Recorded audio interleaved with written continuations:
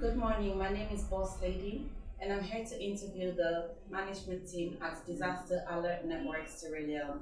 Can you please introduce yourself? Hello, my name is Maya Masi Ponte. And what is your position or role in the organization? I'm the public relations officer. At the organization? Yes. And that's the only role that you play? Yeah. Okay. Can you please define the meaning of disaster to me? Okay.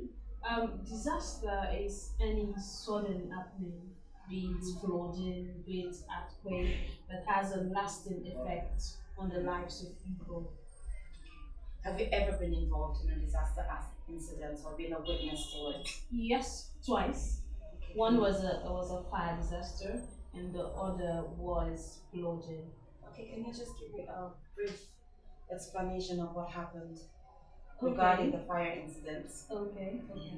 Oh, well, the fire incident, it happens a very long time, but I can vividly remember.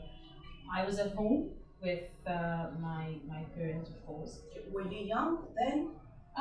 Not too young, around teenager age, 15, Okay. 16.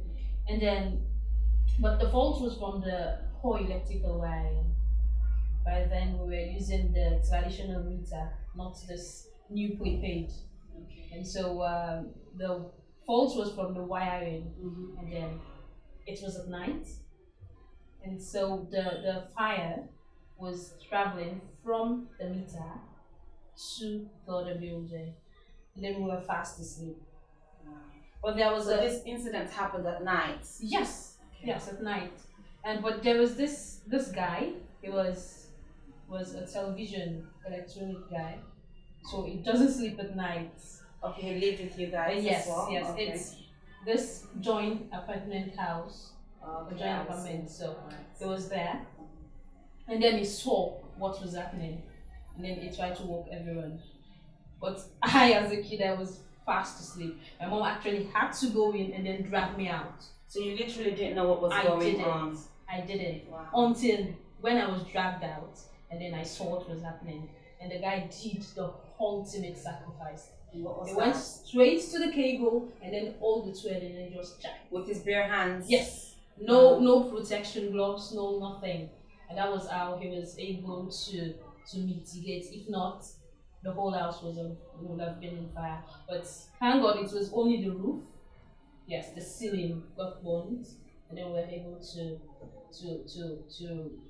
evacuate and then sustain the That place. was a very lucky escape because fire spreads Very very quickly. quickly. Very quickly.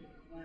And what about the flooding incidents? Yes, the flooding was in 2014. This That was community, 2 years, 2 or 3 years back? yes. This Moiba community, Kamanda Farm, PC area, Yeah. there's a lot of deforestation.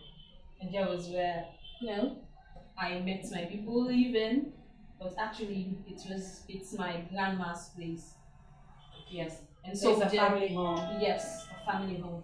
And so, due to the deforestation, because where the family house is built, I was told a huge tree. Mhm. These trees were there. It's like a thick forest all full. And so they have to go and brush, cut down the trees and then build. And then up to the hillside, and it's just the same.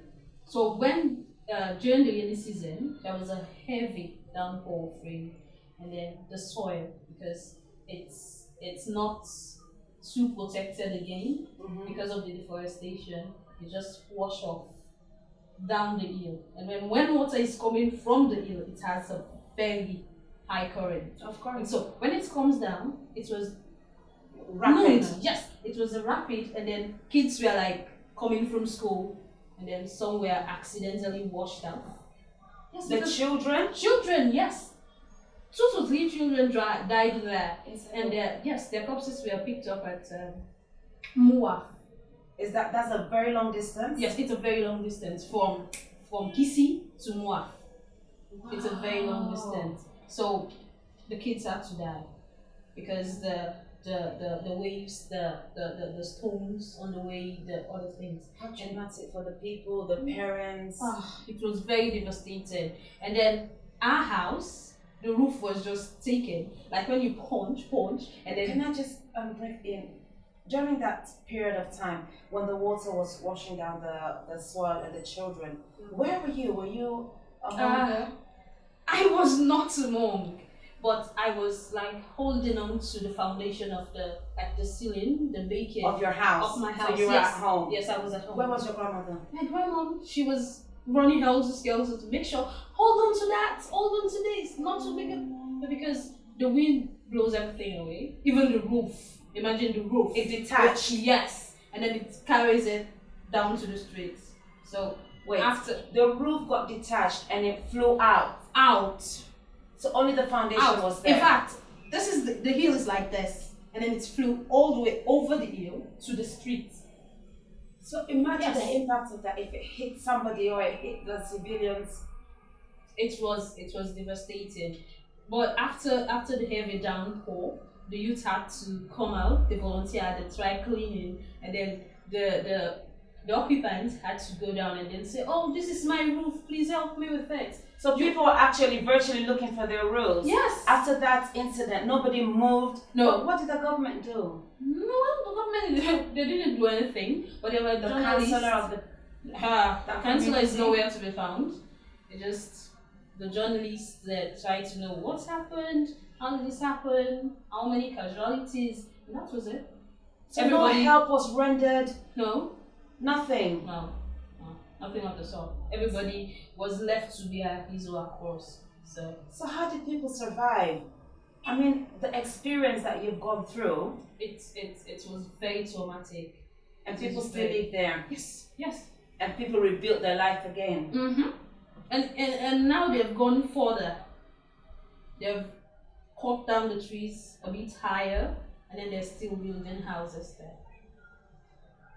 This is very, very devastating and alarming because I can't imagine myself living in the same area or situation when I know that a disaster has taken place and it may occur again. And flooding, water.